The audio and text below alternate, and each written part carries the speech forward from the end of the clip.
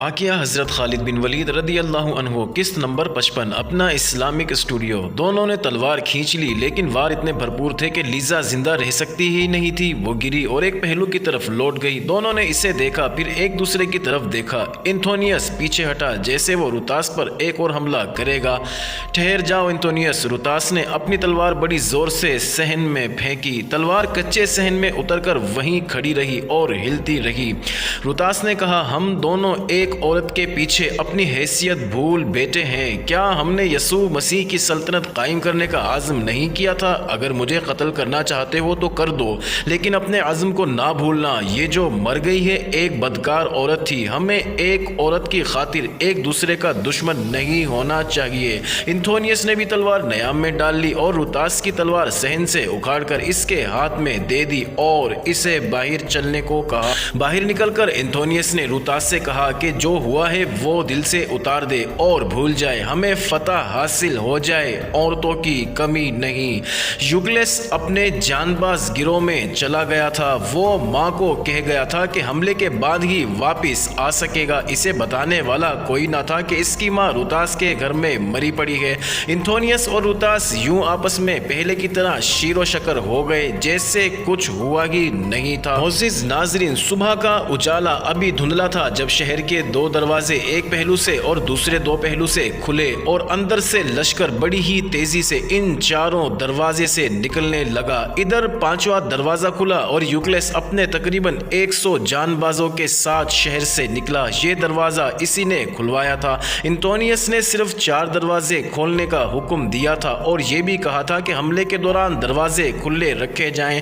اب کے لشکر کے لڑنے کا انداز کچھ اور تھا۔ دائیں بائیں حملہ کرنے کی بجائے سیدھے حملے کیے گئے۔ مسلمان حملہ روکنے کے لیے تیار ہو گئے اور تصادم ہوا۔ مجاہدین کے لڑنے کا انداز یہ تھا کہ وہ مقابلہ تو کر رہے تھے لیکن دباؤ ڈالنے کے بجائے پیچھے ہٹتے جا رہے تھے۔ ان قبائلیوں کو معلوم نہ تھا کہ خالد بن ولید کس قدر دانشمند سپہ سالار ہیں اور رہتی دنیا تک غیر قومیں بھی ان کے حوالے دیا کریں گی۔ مجاہدین کا اس طرح آہستہ آہستہ پیچھے ہٹنا کہ دشمن کو یہ دھوکہ ہو کہ یہاں بھی بھاگ نکلیں گے، مسلمانوں کی ایک خاص جنگی چال تھی جس سے انہوں نے بڑی بڑی جنگی طاقتوں کو شکست دی تھی۔ انتونیس اور روتاس بھی اسی دھوکے میں آ گئے اور محسوس ہی نہ کر سکے کہ ان کے لشکر قلعے سے خاصی دور نکل آئے ہیں جہاں سے ان کے لیے واپسی محال ہو جائے گی۔ جب دونوں طرف سے قبائلی لشکر مسلمانوں سے لڑتے لڑتے شہر سے بہت دور نکل گئے تو شہر کے ساتھ والی ٹیکریوں اور پہاڑیوں میں سے گھڑ سوار مجاہدین کا ایک سیلاب نکلا۔ وہ تیز و تند طوفان تھا جو حیران کن رفتار سے شہر کی طرف آیا اور شہر کی دیوار اور قبائلی عیسائیوں کے لشکر کے درمیان حائل ہو گیا۔ یہ وہ گھوڑ سوار مجاہدین تھے جو محاصرے سے نکل گئے تھے اور انتونیس اور شہر کے لوگوں کو یہ دھوکہ ہوا تھا کہ مسلمان محاصرہ اٹھا رہے ہیں اور یہ گھڑ سوار دستے واپس چلے جائیں گے۔ وہ گئے کہیں بھی نہیں تھے، ٹیکریوں اور پہاڑیوں کے پیچھے جا کر چھپ گئے تھے اور اپنے سپہ سالار کے اشارے کا انتظار کرتے رہے تھے۔ انہیں بہت ہی دنوں بعد اشارہ ملا اور ان کے لیے جو حکم تھا ان کی تعمیل انہوں نے پوری خوش اسلوبی سے کی۔ ان میں سے کچھ شہر کے کھلے دروازوں میں سے اندر چلے گئے اور باقی قبائلی لشکروں پر ٹوٹ پڑے۔ محاصرہ کرنے والے وہ مجاہدین جو لڑتے لڑتے پیچھے ہٹ رہے تھے یکلخت رک گئے اور قبائلیوں پر ہلہ بول دیا۔ اب تو قبائلی لشکر دونوں طرف نرغے میں آ گئے اور ادھر مجاہدین شہر میں بھی داخل ہو گئے تھے۔ شہر میں کچھ مزاحمت ہوئی لیکن وہ نہ ہونے کے برابر تھی۔ مجاہدین تمام شہر میں گھوم گئے اور اعلان کرتے گئے کہ تمام آدمی گھر سے باہر نکل آئیں اور عورتیں گھروں کے اندر رہیں۔ اگر کوئی مرد گھر کے اندر چھپا ہوا پایا گیا تو اسے قتل کر دیا جائے گا۔ عورتیں بالکل نہ ڈریں، ان کی طرف کوئی غلط نظر سے دیکھے گا بھی نہیں۔ نہ کسی بوڑھے بچے یا مریض پر ہاتھ اٹھایا جائے گا، نہ کوئی ضعیف العمر یا مریض آدمی گھر سے باہر آئے۔ صرف کہنے پر کون یقین کرتا؟ لوگوں نے اپنی عورتوں اور خصوصاً نوجوان لڑکیوں کو گھروں میں ادھر ادھر چھپا دیا اور خود باہر نکل آئے۔ عورتیں ڈر کے مارے باہر نہیں آئی تھی، نہ اپنے مکانوں کی چھتوں پر جاتی تھی کہ دیکھتی کہ باہر کیا ہو رہا ہے۔ ہر گھر میں افراتفری تھی۔ اگر یہ فوج رومیوں یا ایرانیوں کی یا کسی اور غیر مسلم قوم کی ہوتی تو وہ گھروں پر ہلہ بول دیتی، لوٹ مار کرتی اور قتل عام بھی۔ کوئی جوان عورت ان کے ہاتھ سے نہ بچتی، لیکن مجاہدین نے لوگوں کے گھروں کی طرف دیکھا تک نہیں۔ ناظرین، شہر میں تمام آدمی باہر میدانوں میں اکٹھے ہو گئے۔ شہر کے باہر قبائلی عیسائیوں کا قتل عام ہو رہا تھا۔ وہ خالد بن ولید کے پھندے میں آ گئے تھے۔ یوکلس اپنے 100 جان بازوں کے ساتھ مسلمانوں سپہ سالار کو ڈھونڈ رہا تھا۔ اسے معلوم نہیں تھا کہ مسلمانوں کا سپہ سالار بادشاہ نہیں ہوا کرتا جو میدان جنگ سے ذرا دور ایک جگہ کھڑے رہ کر حکم چلاتا ہے۔ خالد بن ولید جنگ کے دوران کسی ایک جگہ تو ٹھہرتے ہی نہیں تھے۔ قاصد اور مجاہد ان کے ساتھ ساتھ رہتے تھے۔ یوکلس انہیں ڈھونڈتا ہی رہا کہ وہ بھی اپنے جان بازوں کے ساتھ مجاہدین کے گھیرے میں آ گیا اور نوجوانوں کا یہ دستہ کٹ کٹ کر گھوڑوں سے گرنے لگا اور گھوڑے انہیں پاؤں تلے روندنے مسلنے لگے۔ دونوں رومی مارے گئے ہیں۔ کسی نے بڑی ہی بلند آواز سے کہا، انتھونیس بھی نہیں رہا، روتاس بھی قتل ہو گیا ہے۔ یہ آواز کئی آوازوں میں بدل گئی اور تمام تر میدان جنگ میں یہ اطلاع پھیل گئی کہ قبائلیوں کے کمانڈر انتھونیس اور روتاس مارے گئے ہیں۔ قبائلی عیسائیوں کا جوش و خروش ایسا مانند پڑا جیسے جلتی مشعل اچانک بجھ گئی ہو۔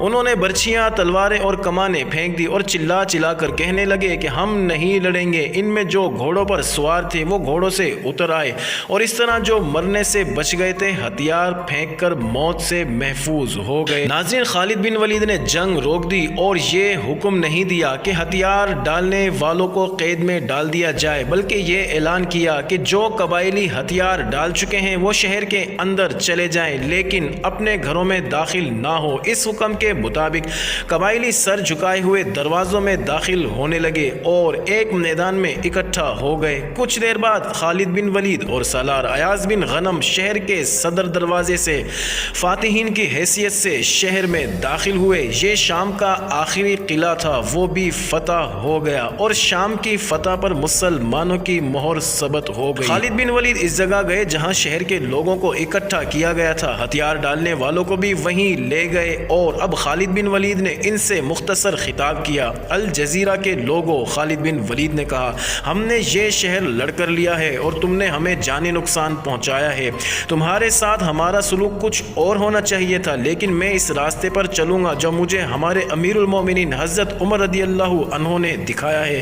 ہمارے دستور کے مطابق تم سب کو اسلام قبول کر لینا چاہیے اور پھر ہمارا حق ہے کہ تم سے تاوان بھی وصول کریں، لیکن بنو تغلب نے ہتھیار ڈالے تھے تو ہمارے امیر المومنین نے حکم بھیجا تھا کہ کسی کو اسلام قبول کرنے پر مجبور نہ کیا جائے، اس کے بجائے جزیہ وصول کیا جائے۔ تم سب کو جزیہ دینا پڑے گا اور جزیہ ہر ایک کی حیثیت کے مطابق وصول کیا جائے۔ تم لوگ ہمارے خلاف لڑنے کے لیے رومیوں کے ساتھ جا ملے تھے، تمہیں اس کی سزا ملنی چاہیے، لیکن ہم تمہیں کوئی سزا نہیں دیں گے۔ کیا شہر کے کسی بھی گھر میں لوٹ مار ہوئی ہے؟ کوئی مسلمان کسی گھر میں داخل ہوا ہے؟ نہیں، سپہ سالار۔ بہت سی آوازیں آئیں جن کا مطلب یہ تھا کہ نہ لوٹ مار ہوئی ہے، نہ کوئی مسلمان کسی گھر میں داخل ہوا ہے اور نہ ہوگا۔ خالد بن ولید نے کہا، ہم تمہاری عزت و آبرو اور تمہارے جان و مال کے محافظ ہیں، لیکن کسی نے ذرا سی بھی بدامنی یا غداری کی تو اسے قتل کر دیا جائے گا۔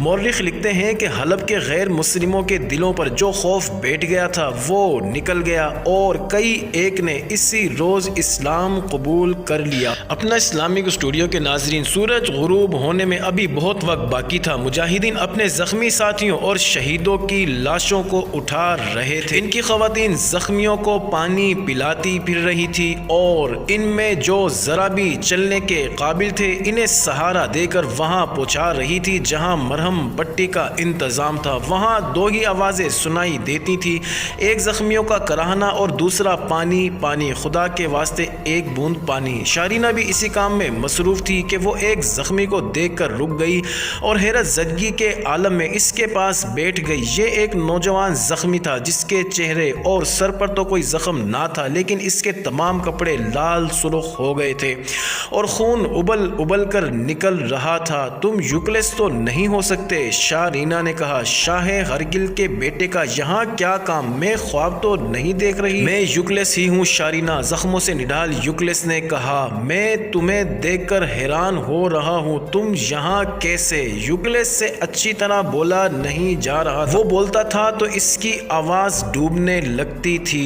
چپ رہو یوکلس، شارینہ نے کہا۔ یہ وقت کہانیاں سننے سنانے کا نہیں کہ تم یہاں کیسے آ گئے اور میں یہاں کس طرح آ پہنچی ہوں، یہ لو پانی پیو اور میں تمہیں اٹھا کر مرہم پٹی کے لیے چلتی ہوں۔ نہیں شارینہ، یوکلس نے کہا، میرا وقت پورا ہو چکا ہے، معلوم نہیں میں اب تک زندہ کیسے ہوں، مجھے یہیں آخری سانس لے لینے دو۔ یوکلس نے شارینہ کا ایک ہاتھ پکڑ لیا۔ یہ تو الگ بات ہے کہ یوکلس انتھونیس کا بیٹا تھا، لیکن سب اسے شاہ ہرکل کا بیٹا کہتے تھے کیونکہ وہ ہرکل کی ایک بیوی لیزا کا بیٹا تھا۔ شارینہ بھی شاہ ہرکل کی بیٹی تھی، اس لیے وہ اور یوکلس ایک دوسرے کو بڑی اچھی طرح جانتے تھے۔ شارینہ نے یوکلس سے کہا کہ وہ مجاہدین کو بلواتی ہے اور اسے وہاں سے اٹھا کر شہر میں لے چلے گی، لیکن یوکلس نے شارینہ کا ہاتھ اور زیادہ مضبوطی سے پکڑ لیا اور زور زور سے سر ہلا کر کہنے لگا کہ وہ مرہم پٹی نہیں کروائے گا کیونکہ وہ بیکار ہو۔ ادھر دور دور تک بکھری ہوئی لاشوں میں نوجوان روزی یوکلس کو ڈھونڈتی پھر رہی تھی۔ عورتوں کے لیے باہر نکلنے کی پابندی تھی، لیکن وہ چھپتی چھپاتی کسی طرح گھر سے ہی نہیں بلکہ شہر سے نکل اور اس کو ڈھونڈتی رہی تھی۔ شاید اسے کسی نے بتا دیا تھا کہ یوکلس مارا گیا ہے یا بری طرح زخمی ہو گیا ہے۔ روزی پاگلوں کی طرح زخمیوں اور لاشوں کو دیکھتی پھر رہی تھی۔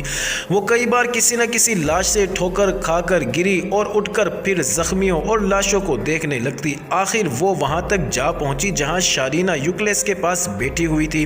یوکلس کو دیکھ کر وہ اس کے اوپر گری اور دیوانہ وار اس کے منہ پر ہاتھ پھیرنے لگی۔ اٹھنے کی کوشش کرو یوکلس، شارینہ نے اپنا ایک بازو یوکلس کے کندھوں کے نیچے لے جاتے ہوئے کہا، ہم دونوں تمہیں اٹھا کر لے جائیں گی، ہم اٹھا لیں گے یوکلس، روزی نے کہا۔ میں تمہارے ہی انتظار میں تھا روزی، یوکلس نے روزی سے کہا۔ میری ماں سے کہنا، اس سے آگے وہ کچھ نہ کہہ سکا، آنکھیں پتھرا گئی۔